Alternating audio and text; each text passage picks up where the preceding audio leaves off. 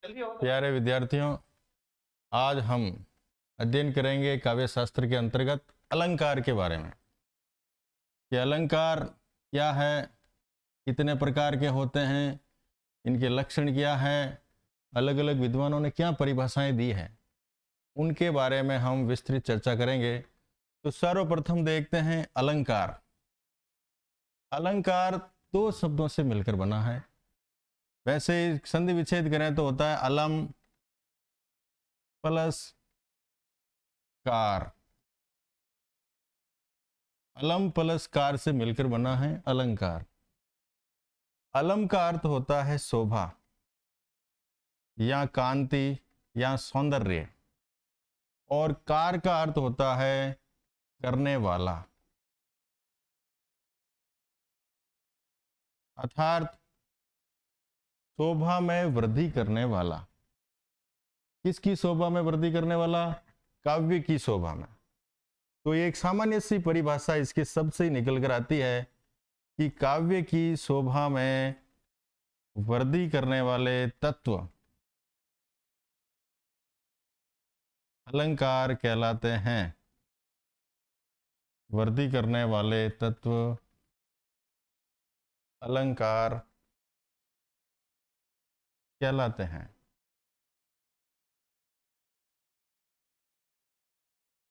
चल लियो।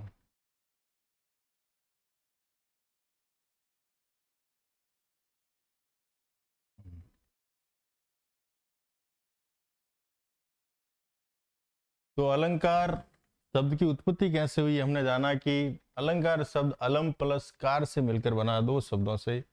अलम का अर्थ होता है शोभा, कार का अर्थ होता है करने वाला, अर्थात काव्य की शोभा में वृद्धि करने वाले तत्व अलंकार कहलाते हैं।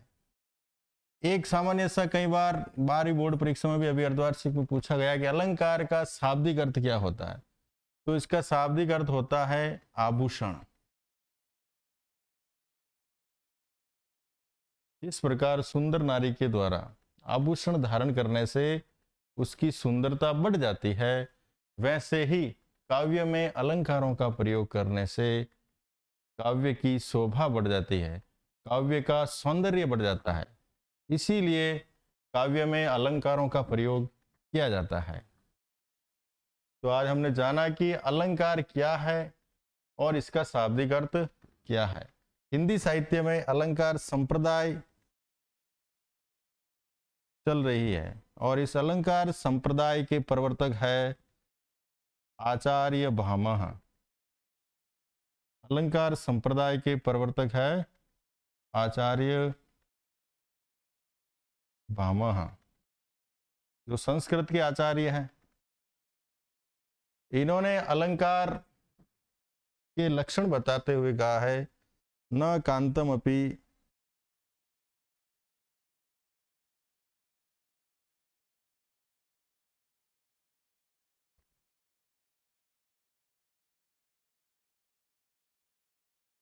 न कांतम अपि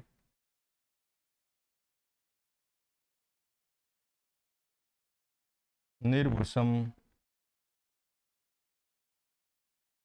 विभाति वनिता मुखम। विभाति वनिता मुखम। वनिता न कांतम अपि निर्भुषम विभाति वनिता मुखम। वनिता का अर्थ होता है नव युवती या स्त्री।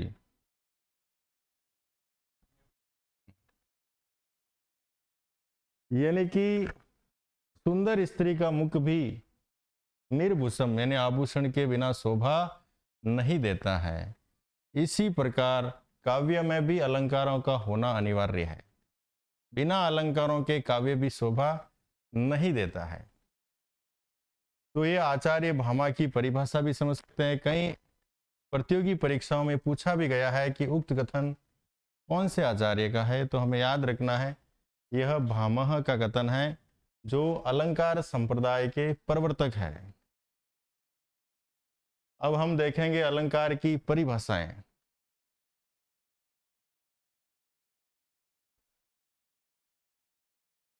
अलंकार की अलग अलग विद्वानों ने अलग अलग परिभाषाएं दी है। ऐसे संस्कृत के आचार्यों ने, संस्कृत आचार्यों में बात करें तो सर्वप्रथम आता है आचार्य दंडी। आचार्य दंडी ने अलंकारों की परिभाषा देते हुए लिखा है, काव्य शोभा करान धर्मान अलंकारान प्रचक्षते। तो लिखिए आप, काव्य शोभा करान धर्मान अलंकारान प्रचक्षते। प्रचक्षते का अर्थ होता है कहा जाता है, अर्थात काव्य की शोभा करने वाले धर्म अलंकार कहे जाते हैं। काव्य की शोभा में वृद्धि करने वाले धर्म अलंकार कहे जाते हैं। जो सामान्य परिभाषा है वो आचार्य दंडी ने दी है। अगले संस्कृत विद्वान आचार्य वामन, वामन ने अलंकार की परिभाषा देते हुए लिखा है, काव्य शोभाया कर्तारो धर्मा गुणा। काव्य शोभाया कर्तारो धर्मा गुणा, अर्थात ये संस्कृत के आचार्य थे तो इन्होंने संस्कृत में ही अपनी परिभाषाएं दी है। काव्य की शोभा कर्तारो यानी कि वृद्धि करने वाले धर्म, अर्थात काव्य की शोभा में वृद्धि करने वाले धर्म, काव्य गुण वृद्धि करने वाले धर्म और गुण अलंकार कहलाते हैं। तो वही सामान्य सी परिभाषा निकल कर आ रही है कि काव्य की शोभा में वृद्धि करने वाले तत्व अलंकार कहलाते हैं, काव्य की शोभा में वृद्धि करने वाले धर्म या गुण अलंकार कहलाते हैं। हिंदी के आचार्यों की बात करें हम तो केशवदास, आचार्य केशवदास ने अलंकार की परिभाषा देते हुए लिखा है, भूषण बिनु न बिरजी कविता वनिता मीत। भूषण बिनु न बिरजी कविता वनिता मीत। कविता वनिता मीत। भूषण का अर्थ होता है आभूषण। कई प्रतियोगी परीक्षाओं में नेट, जेआरएफ, फर्स्ट ग्रेड में ये पंक्ति आ रखी है कि उक्त कथन किसका है, और जो प्रतियोगी होता है वो भूषण नाम देखते ही इसका उत्तर लिख देता है भूषण। लेकिन ये केशवदास की पंक्ति है, भूषण का यहाँ पर अर्थ है आभूषण, यानी आभूषण के बिना। मीत, मीत यानी दोनों, मीत का अर्थ होता है दोनों। दोनों कौन? कविता और वनिता। कविता और वनिता का अर्थ होता है नवयुवती।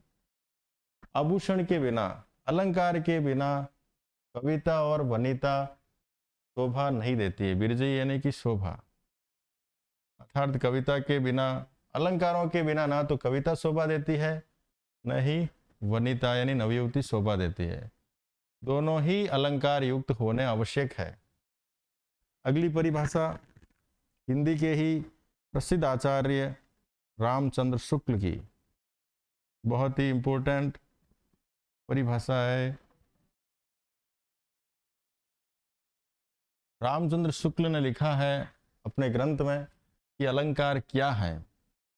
उन्होंने अपने आप से ही प्रश्न किया है कि अलंकार क्या है, और उन्होंने ही इसका उत्तर दिया है कि अलंकार वर्णन करने की चमत्कारपूर्ण शैलियां हैं। अलंकार वर्णन करने की चमत्कारपूर्ण शैलियां हैं।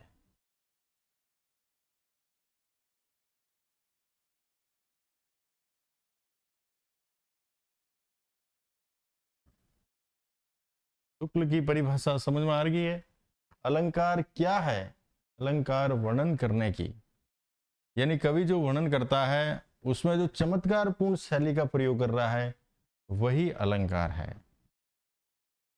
अगली परिभाषा छायावादी कवि सुमित्रानंदन पंत की। पंत ने लिखा है, अलंकार केवल वाणी की सजावट के लिए नहीं है, ये भावों की अभिव्यक्ति के द्वार है। अलंकारों का प्रयोग केवल वाणी की सजावट के लिए नहीं होना चाहिए। अलंकार केवल वाणी की सजावट के लिए नहीं है,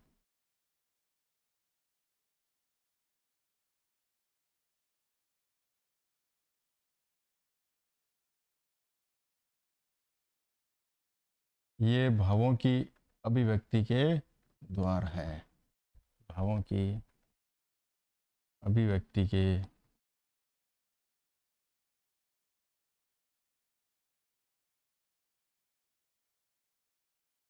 द्वार है। ये पंत के द्वारा परिभाषा दी गई है। तो आज हमने जाना कि अलंकार क्या है, अलंकार संप्रदाय के प्रवर्तक कौन हैं, अलंकार का शाब्दिक अर्थ क्या होता है, और अलग अलग विद्वानों ने, आचार्यों ने क्या क्या परिभाषाएं दी है। धन्यवाद।